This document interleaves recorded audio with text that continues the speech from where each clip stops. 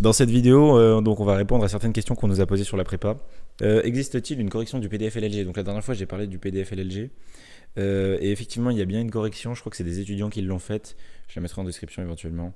Et voilà, c'est tout. Concernant l'hygiène de vie, donc, est-ce que c'est tenable de faire 2-3 heures de sport par semaine? C'est totalement tenable, en vrai. 2-3 heures, même plus, si vous comptez les week-ends. Je dirais que 2-3 heures, c'est faisable en semaine. Et après, tu peux rajouter le week-end. Mais tout dépend quand même de l'organisation du travail, en fait. Si tu arrives à bien organiser ton travail, de 2-3 heures, il va être largement faisable. Sachant qu'en moyenne, si tu comptes que tu fais 1 heure de téléphone par jour, tu libères 3 heures, du coup tu libères 3 jours où tu fais pas de téléphone. À la place, tu fais du sport. Et voilà, donc tu peux largement faire ça. Voilà. Faut-il commencer à lire les livres de français? Alors, je vais parler déjà officiellement. Normalement, il faut les lire. Je vous conseille de les lire si vous voulez vraiment bien comprendre le français et pouvoir un peu être un peu dans les meilleurs du français. Vous pouvez lire les livres, vous allez bien réussir. Enfin, ça va vous aider à être meilleur, à avoir une meilleure compréhension. Par contre, en première année, en réalité, on s'en fout, hein, parce que c'est pas sur ces livres-là que vous allez passer au concours. C'est plutôt sur les livres de l'année prochaine. Par contre, pour les livres que vous allez avoir en spé, c'est vraiment important de les lire. Lisez quand même des résumés complets. Limite, même si vous voulez les lire, lisez d'abord un résumé pour bien comprendre et après pouvoir lire en toute sérénité. Voilà, ça marche aussi. Mais ouais, en première année, comme il dit, c'est pas totalement obligatoire. Donc, une question sur Duolingo.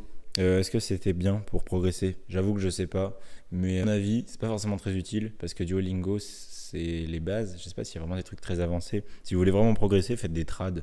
Vous prenez des phrases à traduire et vous les traduisez. Et ça va vraiment vous entraîner. Refaites votre grammaire de base et tout. C'est le plus important, mais Duolingo, je sais pas. Et est-ce que s'entraîner sur des maths olympiques avec des ressources comme Math Training prépare à la prépa?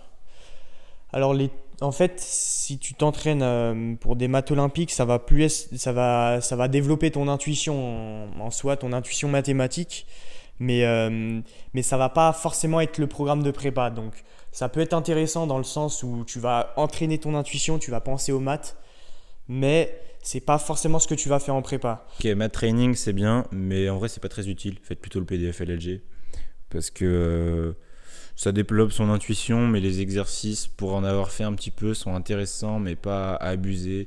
C'est des techniques un peu cheloues que personne ne connaît. Si vous êtes vraiment fort, allez-y, mais sinon, faites le PDF LLG, ça sera mieux pour vous entraîner à trucs spécifiques de la prépa. 8. Pourquoi les profs déconseillent de prendre de l'avance? Qu'est-ce qu'ils critiquent particulièrement? Par exemple, je sais que notre prof de maths, elle n'a pas vraiment donné les détails, mais prendre de l'avance pour elle, c'est pas top. Et tous les profs, globalement, en prépa, font ça. Pour quelles raisons principalement?